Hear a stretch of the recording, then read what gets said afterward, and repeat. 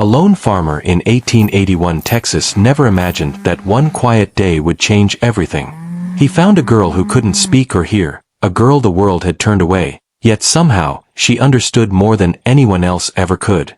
What started as a burden soon became a bond that would challenge prejudice, reveal hidden truths, and show that the deepest connections need no words. Watch as their story unfolds, and let us know in the comments where you're watching from. If you enjoy these tales of trust, courage, and silent understanding, don't forget to subscribe and discover more stories on our channel. Now, let the journey begin. The sun had barely crested the low hills of western Texas when I first saw her. Dust hung heavy in the air, drifting in lazy spirals from the churned roads of the town. The auction was winding down. The autumn livestock smelled of sweat, mud, and old hay, mingling with the whiskey-sour breath of the men who had spent all day bidding and boasting. I had come for one thing, a horse to replace the old bay mare I could no longer trust with the herds. But I found something else. She stood there, near the corral gate, her figure small and stooped. She was no older than 19, though I couldn't be certain. Her hair was tangled and clung to her dust-smeared face, the hem of her dress torn in uneven rags. Bare feet caked with the red clay dust of the market town. I did not hear her voice, for she had none, and yet there was something in the way she lingered, something in the stillness of her that set her apart from the shuffling, yelling crowd. The man beside her carried a bottle in one hand and a rope in the other, the rope tied to her wrist rather than an animal. His eyes were glazed, mouth twisted with drunken mockery. "She don't talk, don't hear," he shouted, voice cutting across the corral like a whip. "But she cleans, she cooks. Cheap labor." I adjusted my hat, letting the glare of the sun catch my eyes. My boots sank slightly in the hard-packed clay as I approached, and something within me, a long-forgotten itch beneath the bones of my chest, told me to pause. She did not flinch at my approach, did not attempt to escape. Her gaze, unfocused to anyone else, rested on me as if she had been waiting, watching, understanding far more than she had any reason to. I reached into my pocket and counted the coins. Enough for a horse, not nearly enough for a girl, yet when I met the drunk's sneering gaze, I found the weight of my choice heavier than any sum. I handed over the coins. The rope was yanked toward him, but she stepped behind me instinctively. "She's yours now," he slurred. "Don't say I didn't warn you." Not worth the dust on her toes. I untied the rope and tossed it back, guiding her toward my wagon. She moved quietly, deliberately, like someone who had always been unseen and always meant to stay that way. When she climbed in, she folded herself into the corner, as if curling into a shadow. I ascended to the driver's bench, feeling a tug on my coat. Her fingers, small and calloused, brushed my sleeve just once. No words, no thanks, but a choice, a trust one had not earned but was given anyway. The wagon creaked over the hard pan roads, wheels crunching red clay as we left the town behind. Dust rose around the horse's hooves, and I could feel the wind carrying something beyond the ordinary. She sat beneath a blanket, her face turned to the open prairie. She never looked back, and neither did I. The ranch was quiet when we arrived. Sparse, a simple house with a slanted roof, a few outbuildings, and stretches of prairie for the cattle. Yet in that quiet, I sensed the presence of another world beside mine, a world she carried in her silence, a world I had not known I had been missing. I helped her down from the wagon. She stepped lightly, her bare feet meeting the earth with an ease I could not explain. Inside, she moved toward the kettle on the fire, as though she had always belonged to the rhythm of hunger and warmth. I handed her a piece of chalk and tapped the wooden doorframe beside the table. "Name," I said slowly. She crouched, fingers careful, and wrote a single name, Emmeline. It was simple, yet in the curling strokes, I saw her world unfold. She turned and moved into the barn, leaving the house filled with quiet anticipation. The first morning, I found her beside the old mare from the auction, tending it with a patience that made the animal still. No sound passed her lips, but her touch carried a certainty that I had not seen in any man or beast I had ever known. She worked without complaint. Floors swept, water drawn, tack cleaned. Chalk notes marked her observations: bacon low, dog limping, wind smells like dust. The words were sparse, but in them, I could hear her world speaking. It was not emptiness. It was listening. And in that listening, I felt the first real shift in my life since I had lost everything I had once called family. By the second week, the wind changed. A storm began its slow rise in the west. The sky darkened with the kind of warning that no man could mistake. I was in the cattle shed when she appeared, tugging at my sleeve, guiding me outside. A bolt of lightning shattered the horizon, striking a tree behind the corral. Fire burst and smoke rolled over the ground. The animals panicked. But she moved among them with the certainty of someone who could hear the world in ways I could not. She had not guessed. She had known. That night, after the fire died down and the animals calmed, I sat beside her at the kitchen table. No chalk, no words. Just a man who had spent decades speaking more to horses than to people, and a girl who had entered his life without sound, yet spoke louder than anyone had ever spoken to him before. I realized, for the first time, I was not alone. The morning after the storm, the world seemed smaller, compressed by the stillness that followed the chaos. The barn smelled of wet hay and smoke, the ground soft beneath my boots, and yet in the midst of it all, Emmeline moved as if she had always belonged here. I watched her approach the mare, water bucket in hand, and even though her bare feet sank slightly into the softened dirt, she was grounded, deliberate. She ran a damp cloth along the mare's swollen leg, her touch gentle yet firm, and I realized again that she understood more than I could have imagined. Not with words, not with hearing, but with a comprehension that radiated from her very bones. The way she handled the animals was uncanny. The horses, skittish from the lightning strike, obeyed her presence without question. She did not speak, did not make sounds of command. She merely reached out her hand, tilted her body, or breathed a little closer to the creatures in a rhythm I could not name. The old bay mare nudged her shoulder against Emmeline's chest, sighing in relief, and I felt the weight of something ancient and elemental, a bond that no human interference could sever. I started leaving her small tasks, simple chores, wash the floorboards, boil water, clean the tack room. She did them without hesitation, as if she had memorized the pulse of the house before ever stepping inside. Every evening, I left her pieces of chalk. She wrote notes that were fragments of perception: low dog, wind smells like dust, horse restless before noon. I read them silently, sensing the world through her observations, seeing the land through her touch.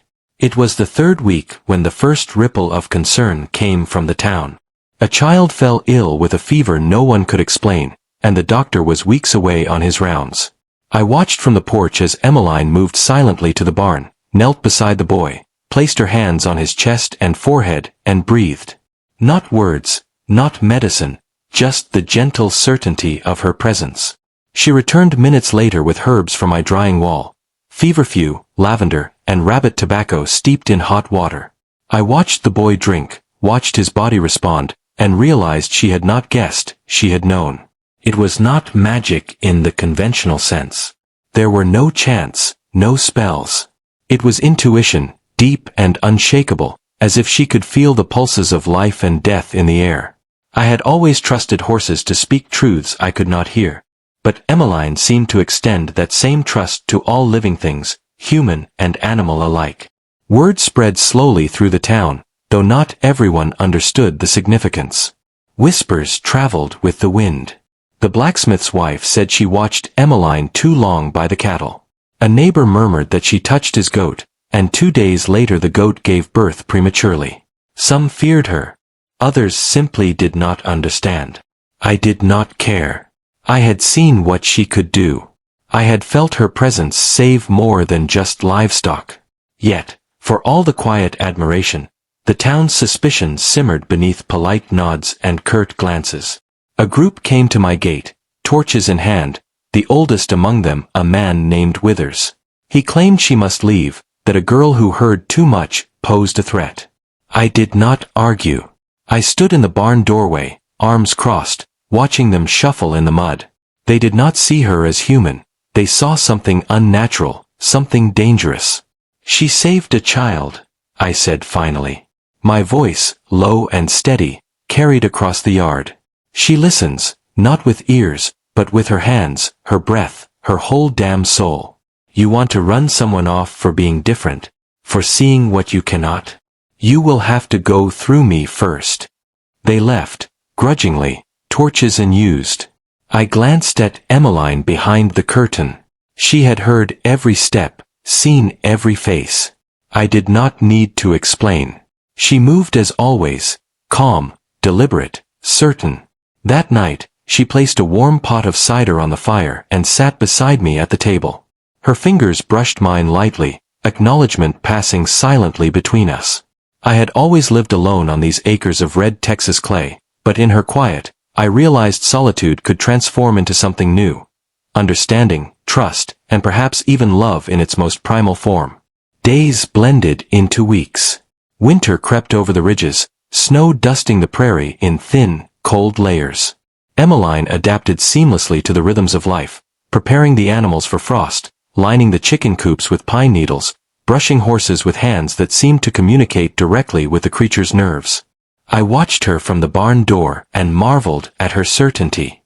She understood what I had only ever known in part: the land, the animals, and the fragile pulse of life itself. She taught me too, though I did not admit it. I had spent years speaking more to the ground than to men. She guided my hands, showing me how to feel subtle shifts in the air, how to anticipate storms before they arrived, how to approach animals with patience that transcended fear. Each day, my respect for her deepened. Each evening, her silent presence reminded me that life had more to offer than the hard clay and fences I had built around myself.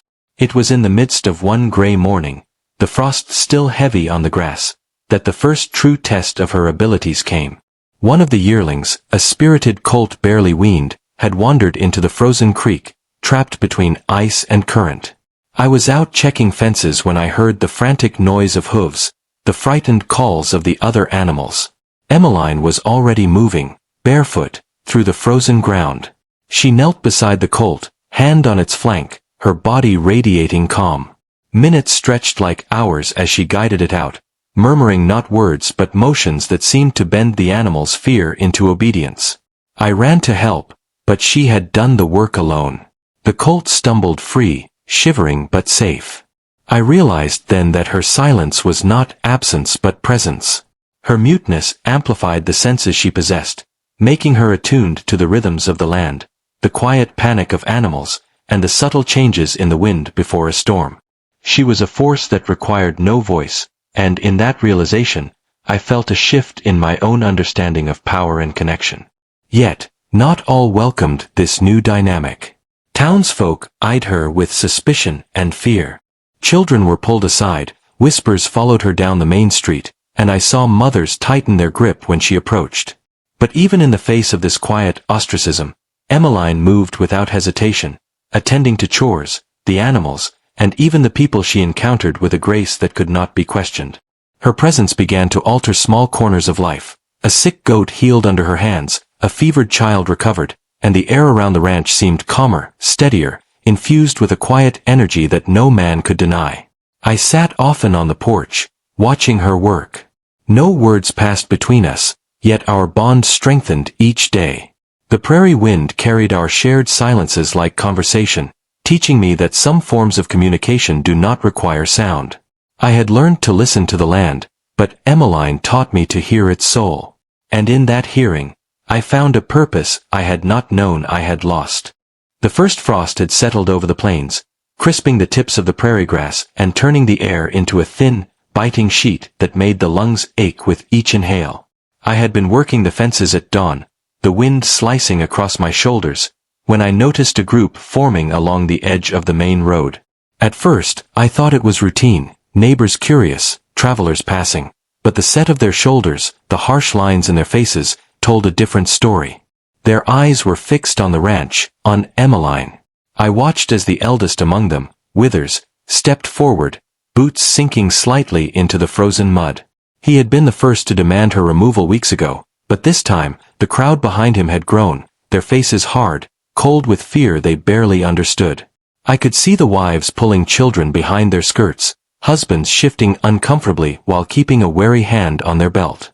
There was a collective tension, an invisible thread stretching tight between us and them, and I felt it coil around the ranch like a storm cloud waiting to break. Emmeline stood at the edge of the porch, her shadow long in the morning light. She did not flinch, did not shrink away. Her bare feet rested on the worn boards, the dust of the wagon trail now settled into the cracks. I could see her scanning the air, her hands moving subtly over the railing, as if feeling the currents of what was to come. The wind shifted, carrying whispers of their fear, but she stood calm, certain. I had no words, no authority beyond my own conviction, yet something in her presence made the space around her still, charged with an energy I could only sense, not name. The crowd advanced slowly, a wave of suspicion and ignorance. They spoke without words I could hear, muttering accusations that trailed across the frozen ground, bouncing off the porch boards and into the air between us. Their fear was palpable, a thick fog that threatened to suffocate reason. I did not answer them. I never had to. The first sign of danger came when one of their children, a boy no older than 12, veered too close to the corral. The mare, restless, stamped her hooves, ears pinned. I felt Emmeline's hand brush the edge of the railing, a whisper of movement that carried across the air. She stepped down, light as the snow that had begun to dust the prairie. She moved toward the child without hesitation, bare feet crunching faintly on the frozen soil. The mare shied, the other animals flinched, but she guided them with a certainty that made the fear dissipate almost before it could take hold. By the time I reached the edge of the corral, the child stood unharmed, eyes wide, looking up at her as if he had seen some unspoken miracle. The adults behind him shifted, unease and awe battling in their expressions, and I knew then that the first line of confrontation had passed without violence, guided by her unseen hand. That afternoon, the air grew heavier, clouds rolling in fast from the west. Emmeline sensed it before I did. I was patching a fence when she tugged my sleeve, urging me toward the barn. By the time I followed, the sky had darkened unnaturally, lightning flashing in quick succession across the ridges. The animals sensed it too, agitation spreading like wildfire through the herd. Emmeline moved among them, hands steady, eyes sharp. The wind carried warnings in its subtle shifts, the direction of smell, the sway of the trees, the tension in the air, and she seemed to read each one with perfect clarity. We were in the barn when the first strike hit the roof, a bolt shattering the upper beams with a sound that made the ground tremble. Dust rained down from above, and for a moment, the animals panicked. But she did not falter. She guided each horse, each cow, through the chaos, her hands on flanks and shoulders, her body moving with the rhythm of the storm rather than against it. I found myself beside her, taking orders from gestures, breathing in sync with her movements, and I realized in that instant that she had transformed my understanding of authority and trust.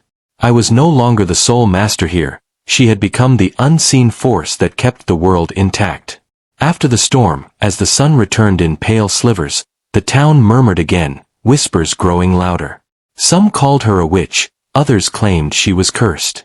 I saw Withers pacing at the edge of his property, muttering to himself, brow furrowed. But I had no doubt. Emmeline had not guessed, had not played some trick, she had known. Her intuition, her quiet, unspoken understanding of life, had guided us through a storm that could have killed the animals and perhaps even me. And in that knowledge, I understood her fully for the first time. She was a force of life, attuned to currents invisible to others. Even in the aftermath, her work continued. She repaired fences in silence, brushed horses, tended to sick animals, and prepared meals without hesitation. She observed every detail of the land, the frost settling on the south field, the way the river slowed with the cold, the subtle shifts in wind that predicted the next storm. Every action, deliberate. Every glance, thoughtful. I followed her movements often, feeling the rhythm of her life echo in my own, realizing that the world we shared was broader, richer, and yet quieter than anything I had known. The town continued its attempts at intrusion. One evening, a neighbor's son wandered onto the ranch, claiming he had seen her do something unnatural with the cattle. I found him standing near the corral, shivering, fear etched into his small face. Emmeline approached, her bare feet making almost no sound on the frozen ground. She knelt beside him, hands resting lightly on his shoulders. Nothing happened instantly, no magic, no spectacle, but after a few moments, the boy's tension released, his fear melting like snow under sunlight.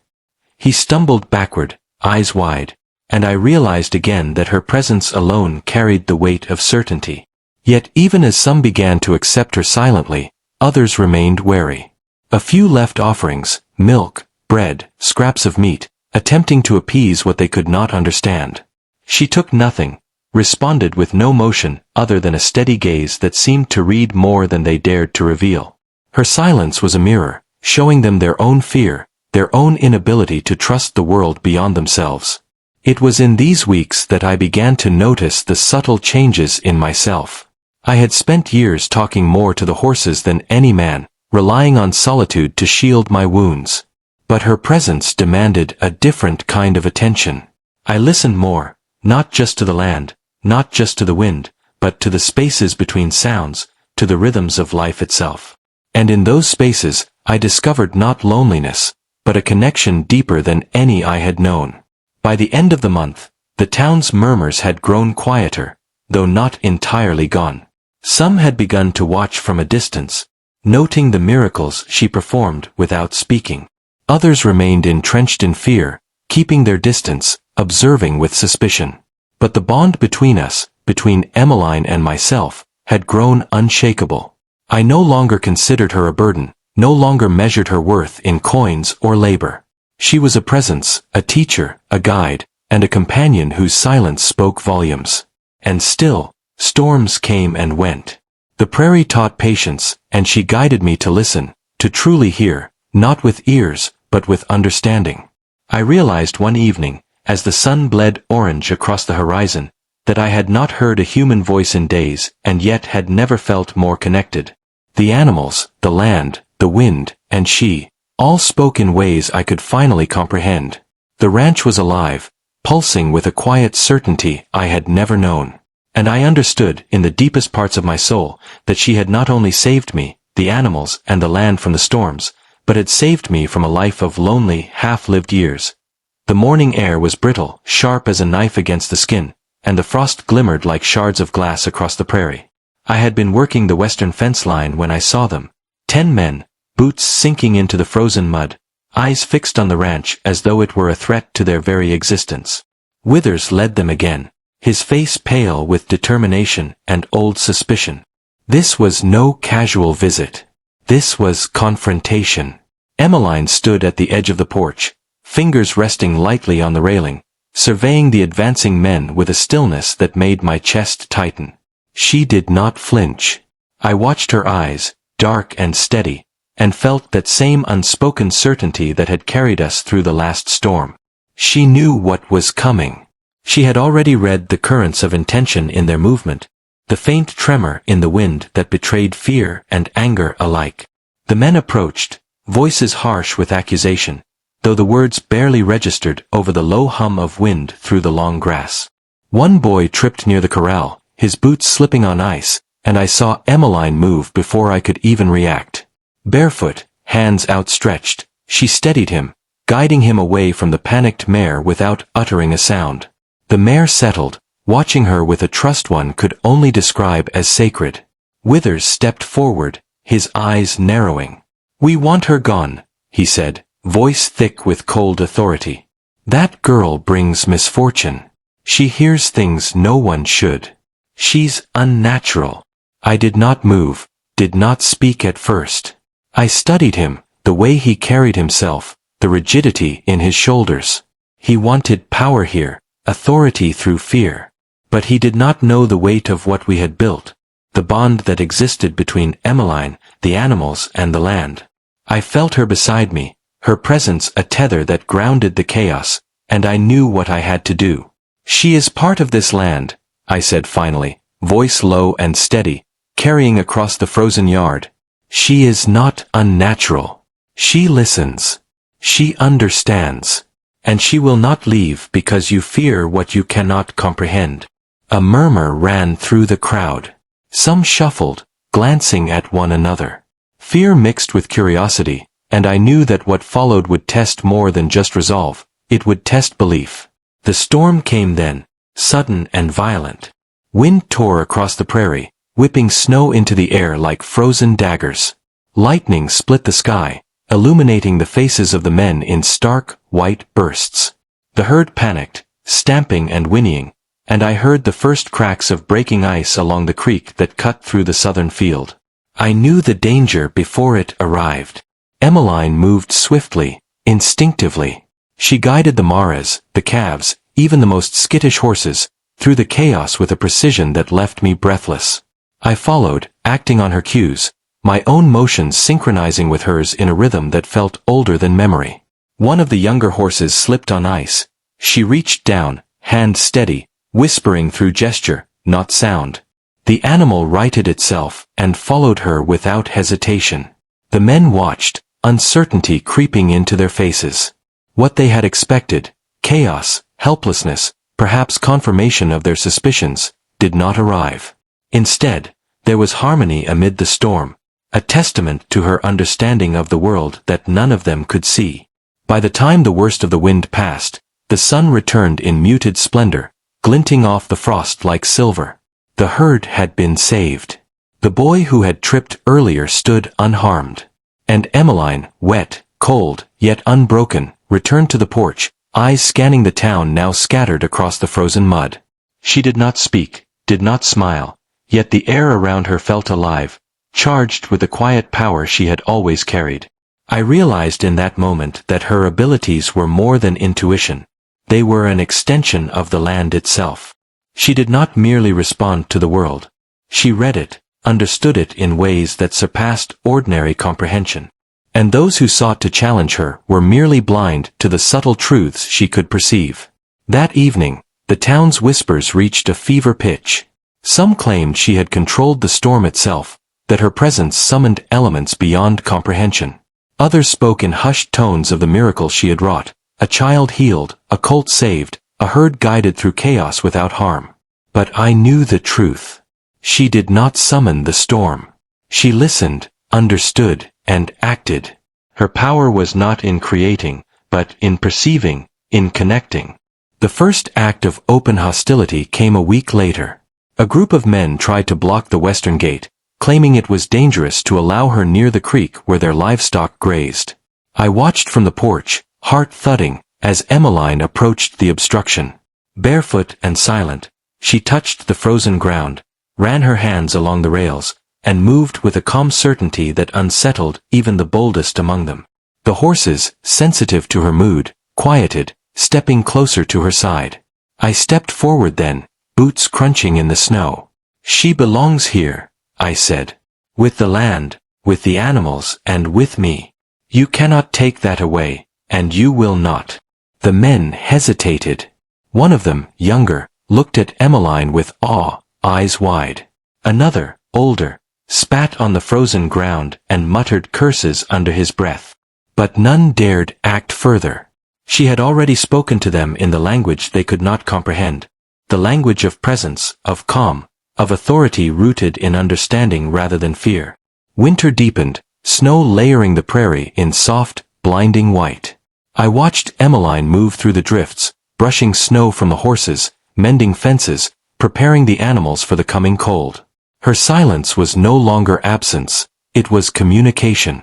I learned to follow her lead, to anticipate storms, to read the subtle warnings in wind and frost that she perceived naturally. The bond between us grew. No words passed, but in the evenings, sitting by the fire, our glances conveyed understanding. I had never needed conversation to measure companionship, but with her, silence became something sacred, a space in which we shared thoughts, fears, and trust more profound than any spoken promise. The townsfolk, though wary, began to notice changes. Children were allowed near the ranch under her watch. Sick animals healed. Horses became calmer, more cooperative. And even those who could not admit it began to sense her presence as something protective rather than threatening. Yet not all dangers were human. One night, a northern blizzard struck without warning. Snow drifts rose higher than the fences, wind tore at the roof beams, and the animals panicked. Emmeline had anticipated the shift in the air, moving swiftly through the storm, calming the herd with gestures and touch. I followed, exhausted and bleeding from the cold, and marveled at her certainty. The blizzard passed, animals safe, and she stood silently in the fading wind, body shaking from exertion but eyes steady, watching the horizon as if reading the world's pulse. I realized then that I could not protect her alone. She was a force beyond ordinary means, yet she allowed me to stand beside her, to witness, to participate. Together, we had formed a partnership rooted not in words, but in perception, trust, and understanding. And as the snow fell softly over the frozen prairie, I knew that no man, no fear, no ignorance could sever what we had built. The cold had become a constant companion, the frost biting at hands and face, leaving the prairie glittering like shards of glass. I had been repairing the corral gates near the north field when the first sign appeared. Footprints in the snow, deeper than normal, heavy, purposeful. Not the wandering of men passing by, but the marching of intent. By midday, the town had gathered again, more organized this time, a coordinated threat that came not as a mob, but as a unit, their intentions clear. I could see Withers at the front, flanked by others I recognized from previous confrontations. Their faces were set, grim with determination, a mixture of fear and arrogance that could only come from those who had convinced themselves they were in the right. Emmeline stood on the porch, her silhouette framed by the low winter sun. She did not move immediately, merely tilted her head slightly, feeling the currents in the air, reading the subtle vibrations of their approach. The animals sensed it too. Horses shifted uneasily, the cattle huddled closer together. She had already begun her silent work before I even realized it. Hands tracing the rails, feet stamping a quiet rhythm in the frost, breath visible in the icy air. They stopped a few yards from the gate, forming a semicircle, their eyes cautious, scanning the perimeter, muttering accusations we could not hear. Withers stepped forward, voice harsh and deliberate, attempting to assert dominance, but it carried little weight. Emmeline's calm presence held a force greater than any words he could muster. I saw it in the way the younger men shifted, unsure, hesitant to move closer, their fear mingled with awe. A sudden crack of ice along the creek startled the horses, and Emmeline moved like water through them, guiding each animal with a touch here, a gesture there, and even through the chaos, they obeyed. I followed her lead, adjusting my motions to hers, each of us becoming a single unit with the land and its creatures. In those moments, I understood more than ever that she was not merely a girl who could sense storms. She was a steward of life itself, connected to every pulse, every rhythm around her. Withers' voice rose, commanding, but the animals did not respond in fear. The horses stayed calm, the cattle returned to the barn, and the younger men began to back away slightly. A hush fell over the snow-covered field, broken only by the faint sound of wind through the tall prairie grass. It was Emmeline's silence that spoke loudest, a presence so certain and unwavering that even the bravest of men could not challenge it. The confrontation ended without violence, but I knew it was temporary. They would regroup, strategize, and come again, and perhaps next time, their ignorance would embolden them to more dangerous acts. That night, after the men had left, I watched her move through the barn, checking each animal, brushing their coats, her hands gliding over muscles and fur with precise, deliberate care. She did not speak, she did not smile, yet every motion conveyed purpose, understanding, and compassion.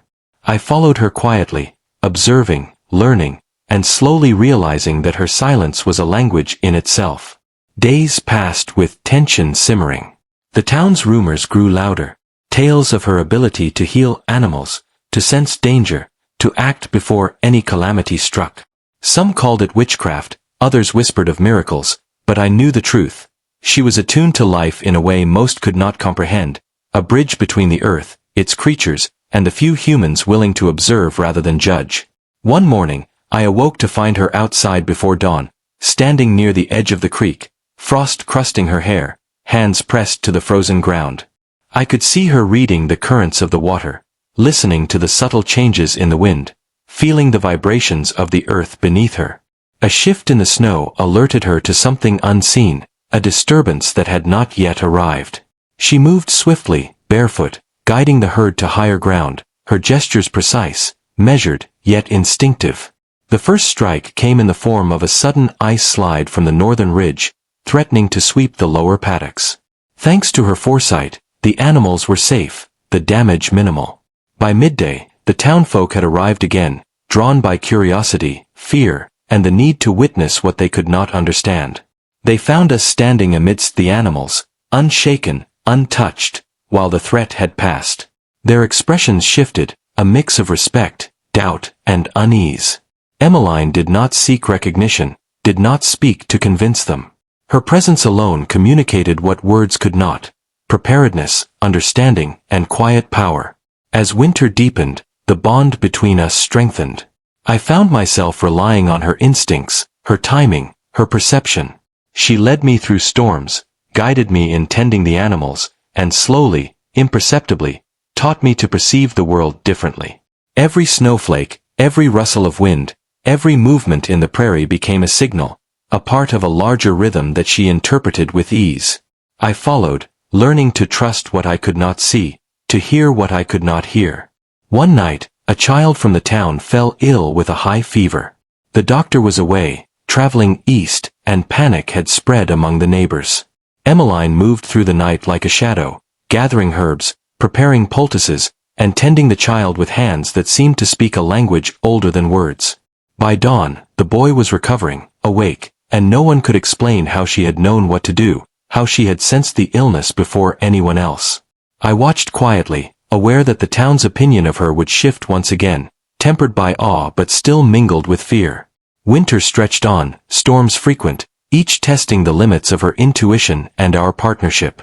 And with each test, I saw more clearly the depth of her understanding, the way she perceived life not in fragments but as a whole.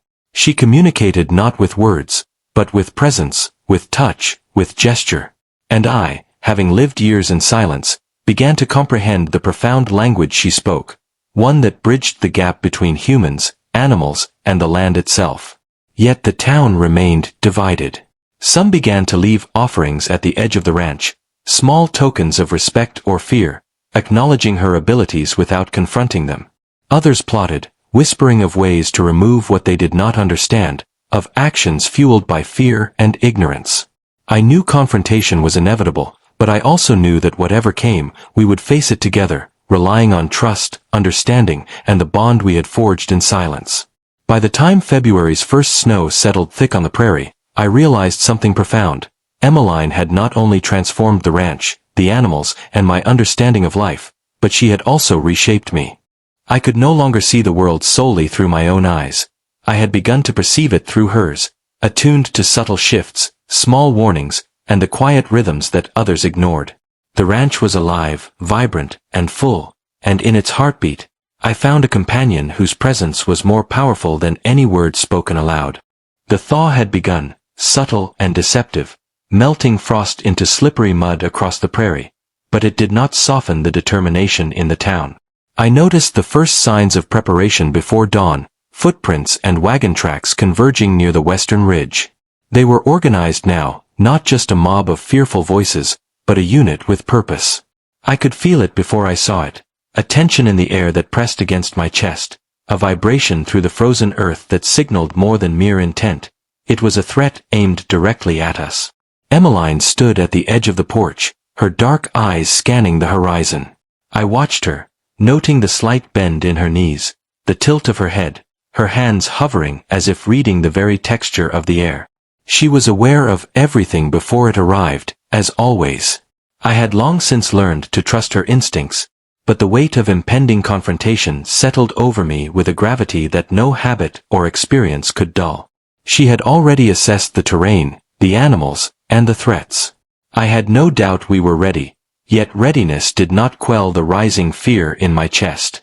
The first wagon appeared over the ridge, hauling men and supplies in precise formation. They carried ropes, torches, and weapons, though the threat in their eyes was less about tools and more about certainty. Withers led them, a grim shadow at the forefront, his jaw set, eyes fixed on the ranch. Some of the younger men looked anxious, glancing at each other as if seeking approval, but none wavered from the path their leader had set. Emmeline moved first, gliding silently across the snow-crusted yard, her bare feet leaving faint impressions in the frozen ground. She guided the horses closer to the barn, moved the younger calves toward the inner paddock, and adjusted the gates with subtle, precise gestures. I followed, reinforcing her efforts, my hands and actions coordinated with hers in a rhythm we had developed over months. The men stopped at the edge of the yard, hesitation creeping into their movements. They had expected chaos, panic, perhaps an easy conquest. But what they found instead was order, a calm that emanated from Emmeline and reflected in the animals' behavior. The herd was still, the horses alert but obedient, the cattle clustered without agitation. It was impossible to describe the tension that filled the air, the silent assertion of control that needed no voice. Withers stepped forward, attempting to assert dominance. "We will take what is ours," he called, his voice harsh, trying to pierce the invisible barrier that Emmeline had created. "That girl has no right to influence, to interfere. She is unnatural." I moved beside her, boots sinking into the mud, hands resting on the rail of the corral. "She is part of this land," I said, voice steady, carrying across the frozen expanse. "And she belongs here, with the animals, with me. You will not take her, because no fear can command what she embodies." A murmur ran through the approaching group. Doubt flickered in the eyes of some, while others hardened, preparing for confrontation. I could see the younger men whispering to each other, trying to gauge the truth behind our composure. And then it came, the first crack of understanding. The animals themselves responded to her presence. The horses shifted slightly, their eyes bright, ears forward. The cattle moved as one, guided by her unseen hand, a silent testament to her command. The first act of aggression came as a throw of a rope, intended to spook the herd, to force them into chaos. But Emmeline had anticipated it, stepping into the path of the rope, hands raised, fingers tracing patterns in the air. The rope curved harmlessly over her head, falling useless to the ground. I could see the astonishment on the faces of those who had thought their plan simple, thought their intimidation effective. The battle of presence continued, subtle yet forceful. Torches swung, meant to frighten, yet the animals remained calm, eyes following Emmeline, trusting her instinct over the flickering flames. I reinforced the gates, kept watch, and marveled at her movements. Fluid, deliberate, precise, each action a silent sentence that communicated understanding to the creatures, to me, and even to the men who were beginning to waver. Hours passed in tense stillness. The storm of confrontation did not come with swords or fire, but with uncertainty, doubt, and the unseen force of awareness. The men retreated, hesitant, their certainty shaken by the quiet power that had preserved the herd and protected the ranch. Withers remained, face pale, jaw tight, recognizing a force he could neither measure nor command. Night fell with an icy edge. Emmeline moved through the barn, checking animals one by one, hands gliding over hides, brushing snow from their coats, adjusting blankets and feed. I followed quietly, watching, learning, understanding that her silence was a conduit for comprehension, a language older than any words. Each touch, each gesture, was communication, a story of presence, care, and authority that did not require speech. Later, by the fire, I sat across from her, watching the shadows play across her profile.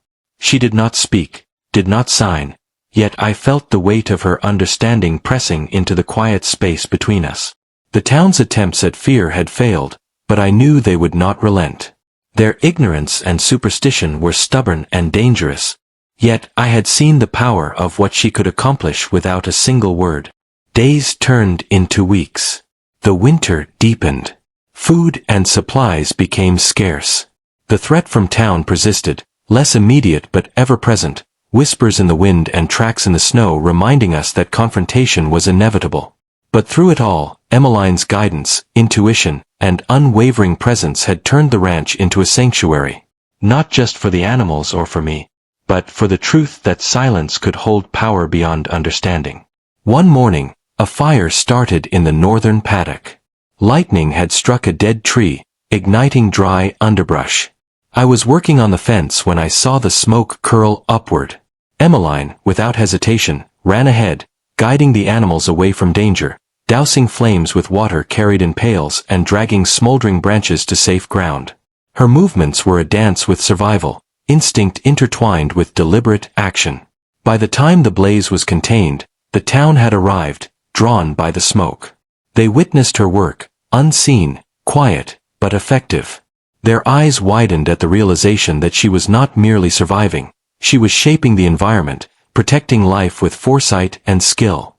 Fear began to mix with awe, and I saw in some the first seeds of acceptance. That night, the wind howled against the cabin, rattling shutters, and the fire's warmth seemed a fragile shield. Emmeline sat by the hearth, her hands tracing patterns in the dust on the wooden floor, while I tended the last embers. We did not speak. We did not need to. The bond forged through months of survival, trust, and shared danger was unbreakable. She had transformed the ranch, my life, and perhaps even the hearts of those around us. But the world outside remained a threat. Fear and misunderstanding lingered, waiting for a moment of weakness. And though I trusted her instincts more than any man's counsel, I knew the coming weeks would test us further, testing the limits of her abilities, our bond, and the quiet understanding that had carried us through storms, threats, and isolation. The thaw had made the trails slippery, the prairie a patchwork of ice and mud, yet it revealed more than just the landscape's fragility. It revealed footprints, hidden paths, and subtle signs of movement that only someone attuned to the land could notice. I had been repairing the fence along the southern pasture when Emmeline stopped abruptly, her bare feet pressing lightly into the frost. She tilted her head, listening, not with ears, but with the rhythm of the world. I followed her gaze to the distant ridge, where a plume of smoke curled unnaturally. It was faint, easy to miss if one relied solely on sight, but she had already recognized the disturbance. Her hands moved in the air, tracing invisible lines, signaling directions and intentions to the animals as if they, too, could understand the warning embedded in her gesture. The herd shifted subtly, calves pressing closer to their mothers, horses lowering their heads in trust, waiting for guidance. The town had grown clever. They no longer approached as a disorganized mob. They moved in secret, spreading rumors to isolate us, to weaken our bond, and to test her presence without committing fully to confrontation. I could see the strategy emerging, small fires in the fields, threats whispered through fences, deliberate sabotage of water troughs. Each act calculated, intended to provoke, to test. And yet, for all their cunning, they underestimated her awareness, her ability to perceive the currents of danger before they manifested fully. One evening, as the sun dipped behind the hills, casting long shadows across the frost-crusted prairie, I noticed her standing near the edge of the corral. She had sensed something I could not yet identify. Her movements were precise, almost ritualistic, as she traced the outlines of the barn, the fences, and the animals. It was not fear that guided her. It was understanding, anticipation, and a deep attunement to the subtle signals in the wind, the soil, and the creatures themselves. The first sign of trouble came in the form of a broken gate. The southern corral, which I had reinforced just days earlier, was damaged overnight. At first, I thought it the work of wandering livestock or a careless neighbor, but Emmeline knew better. She pressed her hand to the frost-hardened wood, closed her eyes, and traced a pattern in the air. Her fingers hovered, reading vibrations that I could not perceive. Then she pointed toward the ridge where the town's hidden watchers had left faint disturbances in the snow. Small footprints and impressions that indicated more than curiosity. They indicated intent. I followed her instructions without words, reinforcing the fences, moving the most vulnerable animals to higher ground, and preparing the barn for potential intrusion. All the while, she guided the animals with silent gestures, raising a hand here, a touch there, a tilt of the head, and they obeyed with a precision that seemed almost supernatural. I could see the astonishment in their eyes when they arrived at the ranch, expecting chaos, and found only order, vigilance, and quiet authority. Winter deepened, and the nights became long and unforgiving. Emmeline and I established routines, silent yet communicative, anticipating threats before they arose. She taught me to read the animals, to perceive subtle signs in their behavior that indicated impending storms or danger. Her intuition became a guide, shaping my actions and decisions. By the hearth at night, she would trace patterns in the dust, and I would follow, learning the rhythm of her thoughts, the language of her gestures, the silent communication that had become the core of our partnership. The first confrontation of the season came in the form of sabotage. A fire was set near the northern barn, smoke curling toward the sky. I ran toward the blaze, heart pounding, only to see Emmeline already there. She guided the horses away from danger, stamped out the flames, and checked each animal with meticulous care. I assisted where I could, but it was her presence, her instinct, that orchestrated the rescue. By the time the townsfolk arrived, drawn by the smoke and rumors, they found no disaster, only calm, order, and a demonstration of control that they could not comprehend. Her actions did not stop there.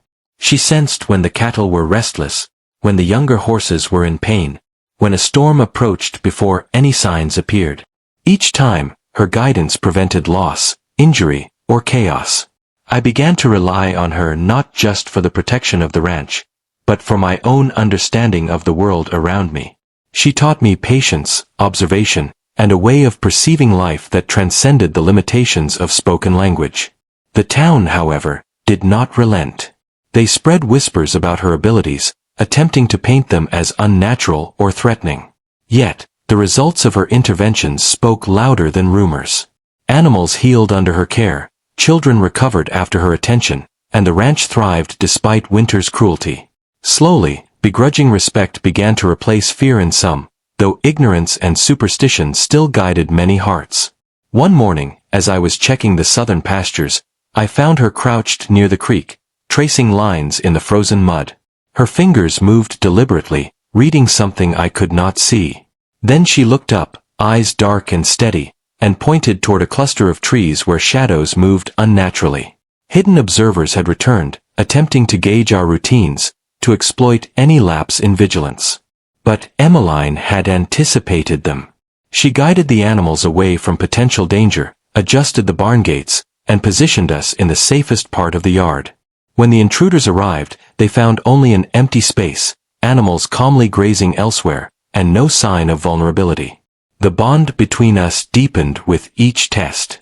I had come to rely not just on her guidance, but on the silent understanding that existed between us. Her presence was a constant reminder that observation, intuition, and trust could accomplish more than force or intimidation. In the quiet moments, when the wind stilled and the animals slept, we would sit near the hearth, her fingers resting lightly on mine, communicating reassurance, understanding, and an unspoken promise that we would endure. Winter was not yet done. Storms, threats, and the ever-present scrutiny of the town would continue. But we were prepared. Every action, every gesture, every silent communication had built a fortress stronger than wood, stone, or steel. Emmeline's presence had transformed not only the ranch but my understanding of what it meant to live in harmony with the land, the animals, and another human soul. And so, as the frost settled into deep winter, I realized that we were no longer merely surviving. We were thriving in a world that refused to understand us, guided by a bond that did not require words, a partnership forged in silence, intuition, and trust. Whatever came next, we would face it together, grounded in the knowledge that understanding could transcend fear, and presence could overcome ignorance. The first week of January brought a bitter wind that cut through the prairie like a blade. But the cold was nothing compared to the tension building in the town. Rumors had turned into plans, whispered schemes into coordinated action. I could sense it in the vibrations of the earth, subtle yet undeniable. Footsteps in the snow that weren't animals, the distant scrape of boots on frozen earth, the way shadows lingered longer near the edges of the ridge. Emmeline felt it too. She had begun spending more time near the barn, her hands moving over animals, over fences, over tools, as if preparing for a siege that was coming, though no one spoke a word of it. I had grown accustomed to reading her signs, but this was different. Her movements were tense, precise, deliberate. She was not simply guiding the animals, she was anticipating every possible threat, every misstep we might encounter. Her gaze swept the horizon continuously, and I noticed for the first time the small tremor in her hands, the tightening of her jaw. She was silent, as always, but I could feel the warning inside her, a pulse of urgency that resonated through the ranch. It began with the fences. One morning, I found a section torn and splintered, as if something, or someone, had tested its strength in the night. The footprints around it were human, fresh, and purposeful, and I knew immediately this was no accident. Emmeline crouched beside the damage, hands tracing the wood, sensing the force used, the direction of the intrusion, the intent behind it. Without words, she guided me to reinforce the posts, to barricade weak points, to position animals in places that would shield them from harm. The intrusions escalated. Food stores were tampered with, water troughs had been contaminated with sand, and hidden snares were found along paths the herd might take. Each act was calculated, intended to provoke, to create disorder, yet each time we were ready. Emmeline moved through the ranch like a shadow, her presence commanding the animals, anticipating every threat, reading every disturbance, orchestrating survival in a language older than words. One evening, just before sunset, I noticed the first true sign of confrontation. Torches flickered along the ridge, and I could see figures moving in formation, prepared and determined. Emmeline stood near the corral, barefoot, her dark hair whipping in the wind, eyes scanning the horizon. She traced patterns in the air, guiding the animals into positions that minimized risk and maximized control. I followed her lead, reinforcing gates, positioning myself where I could intervene if needed. The men approached, boots crunching on frozen ground, weapons in hand, confidence in their stride. They expected chaos, perhaps panic, something they could exploit. But what they encountered instead was calm, calculated, and impenetrable. The herd moved in subtle response to Emmeline's gestures, the animal's gaze following her hands and head movements with a trust that seemed almost supernatural. Withers led them, face hard, eyes narrowed. But even he could not hide the flicker of doubt as he saw the herd obeying commands that were not spoken. Torches swung, attempting to frighten, but the animals remained steadfast, eyes bright, muscles coiled but controlled. Emmeline moved among them, hands touching hides, fingers brushing manes, tilting heads, raising a hand, and the animals responded as if she were the wind itself, shaping their movements with invisible pressure. The confrontation reached its first climax when a group attempted to breach the northern corral. I saw them coming, but Emmeline had already guided the horses to a safer position. She moved among the intruders with a grace that made them hesitate, shifting her hands in subtle, commanding gestures that I could barely comprehend. The lead horses stepped forward, ears back, hooves thudding, creating a natural barrier that the men could not penetrate without risk. Hours passed in tense standoff. Neither side moved decisively, each testing the other, waiting for a mistake. The cold gnawed at our bones, but Emmeline did not falter. She continued her silent orchestration, guiding animals, checking gates, adjusting feed, and ensuring every living thing under our care was safe. I watched her, understanding more with each gesture, each touch, each glance. She had transformed from a girl I had taken in out of pity to the guardian of our land, our lives, and the very soul of the ranch. Night fell with a biting chill. The town had withdrawn temporarily, but their threat lingered like a shadow over the prairie. I sat by the fire, Emmeline beside me, and for the first time in weeks, she allowed herself a moment of rest. Her hands traced the dust on the floor in deliberate, slow motions. I could feel her pulse through her fingertips, and it aligned with mine, a quiet reassurance, a promise of endurance. But the reprieve was brief. The next morning, I awoke to the sound of muffled disturbance, hooves scraping, low calls, subtle but deliberate. Emmeline was already moving, her gaze sharp, body coiled for action. She had sensed the threat before it fully arrived, a premonition of intent that allowed us to prepare before the first blow.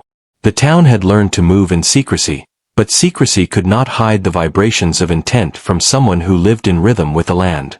By midday, they had gathered, a group of men and women carrying tools, ropes, and crude weapons. They believed that numbers and aggression could overcome the calm, that force would triumph over subtle authority. But they had underestimated the bond between Emmeline, the animals, and myself. Each step we took, each gesture she made, guided not just the creatures, but my own movements, synchronizing us in a silent, deadly rhythm. The attack, when it came, was less a battle and more a test of awareness. Animals moved, shifted, and responded to her every gesture. I positioned myself at points of potential weakness, my body and instincts anticipating the intruder's moves. Emmeline navigated through the chaos, a conductor orchestrating survival without a note, without a sound, without a word. She anticipated every threat, every stumble, every moment of panic, and mitigated it before it could manifest. By the end of the confrontation, the intruders retreated, their plans thwarted not by weapons, but by coordination, trust, and presence.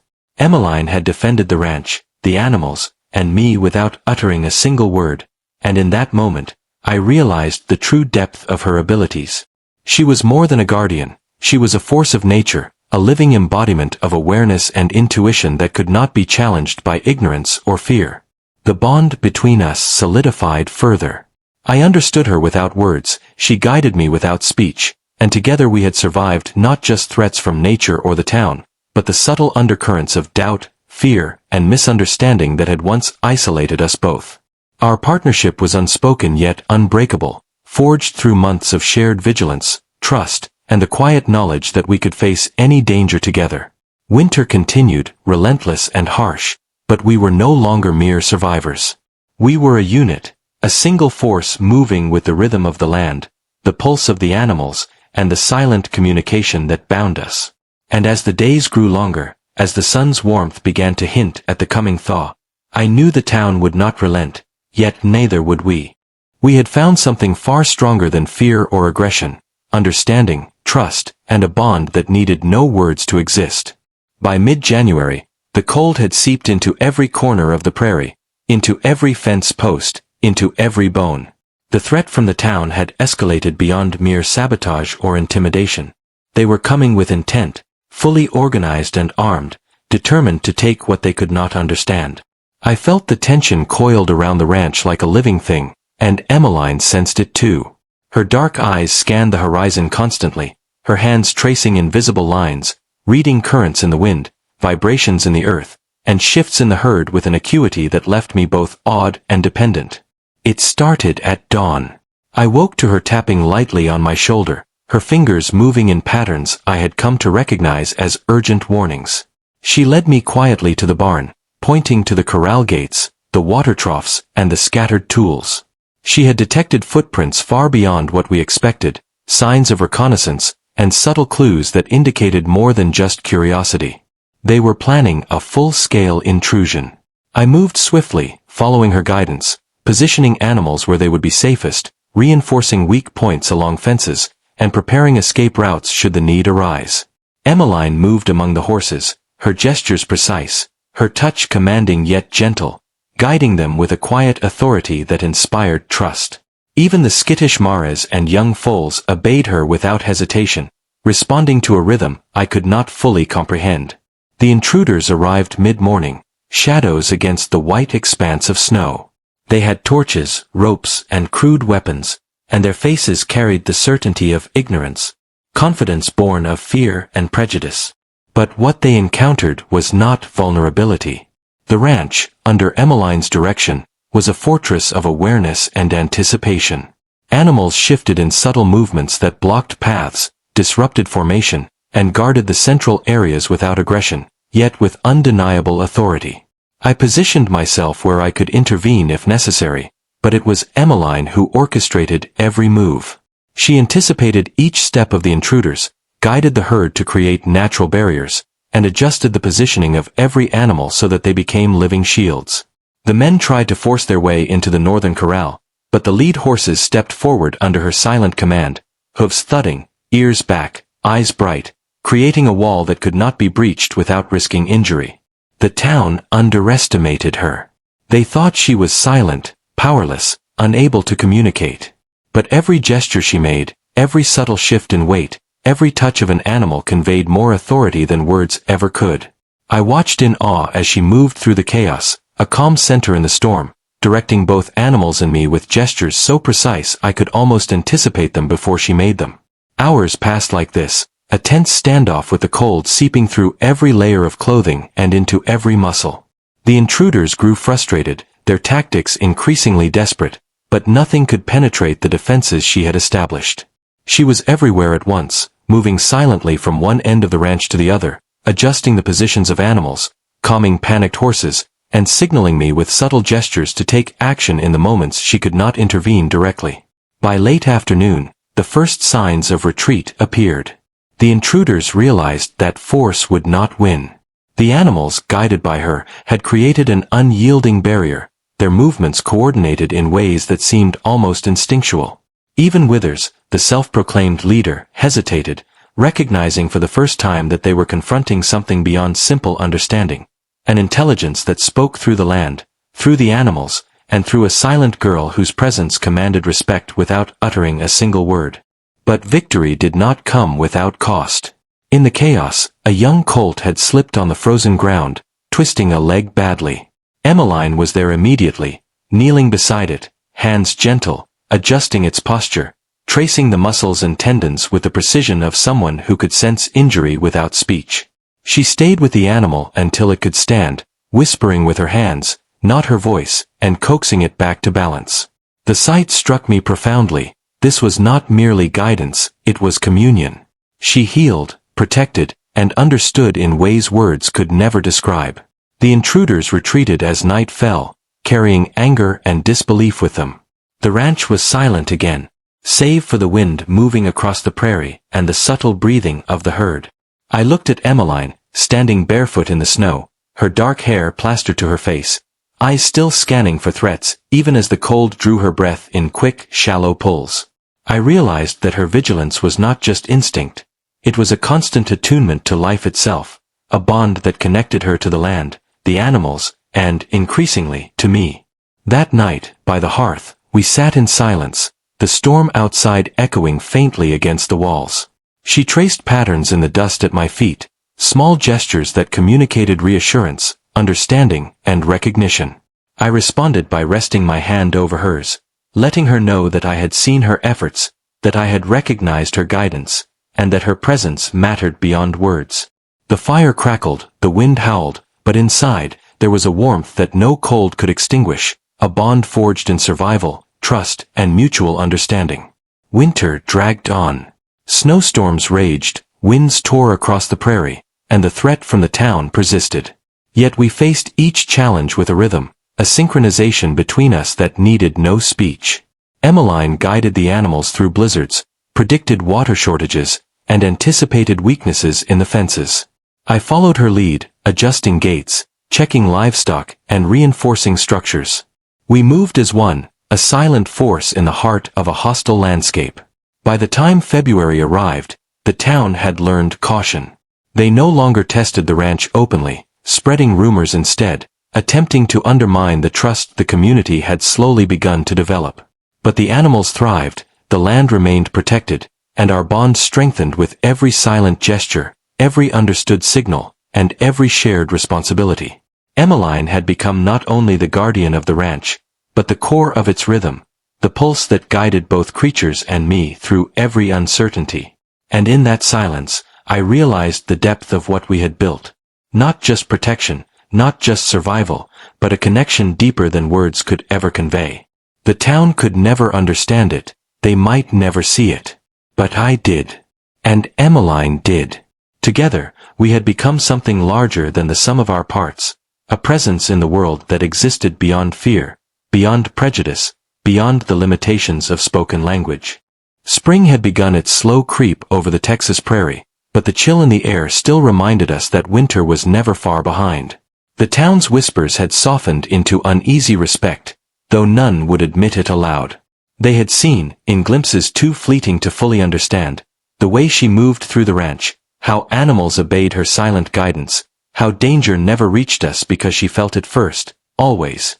I had come to realize that Emmeline was not simply part of the ranch. She was the pulse of it, the unseen force that balanced the land, the animals, and even me. There were no words between us, and none were needed. Each glance, each brush of her hand against mine, each gesture toward a horse or a calf spoke volumes that language could not contain. I felt her understanding me in ways no one else ever had, and I knew she felt me too, in all the silence that existed between speech. One afternoon, as the sun hung low, painting the prairie gold and amber, a group from the town appeared at the edge of the fence. They came cautiously, wary, their usual bravado muted. Withers was among them, older now, lines etched into his face that spoke of both stubbornness and begrudging awe. He had come not to challenge, but to witness. Emmeline stood at the corral, the wind lifting her dark hair, eyes steady, hands tracing invisible lines through the air. The animals clustered calmly around her, attentive, obedient. I felt her glance brush past me, and I understood. It was a signal of patience, of invitation, not threat. She had already sensed the town's approach long before their shadows touched the frost, and she had chosen to meet them with quiet strength rather than fear. For a long moment, none of us spoke. The townsfolk shifted uneasily, sensing the authority in her presence, in the rhythm she maintained with the ranch. They had expected chaos, confrontation, perhaps resistance, but what met them was something they could not name. There was no fear in her eyes, no demand, only certainty. And I stood behind her, feeling the bond between us, the unspoken understanding that no blade or shout could fracture. The first to speak was not a man, but a woman from the crowd, a mother who had once recoiled at Emmeline's silence. She keeps them safe, she whispered, almost to herself, eyes wide.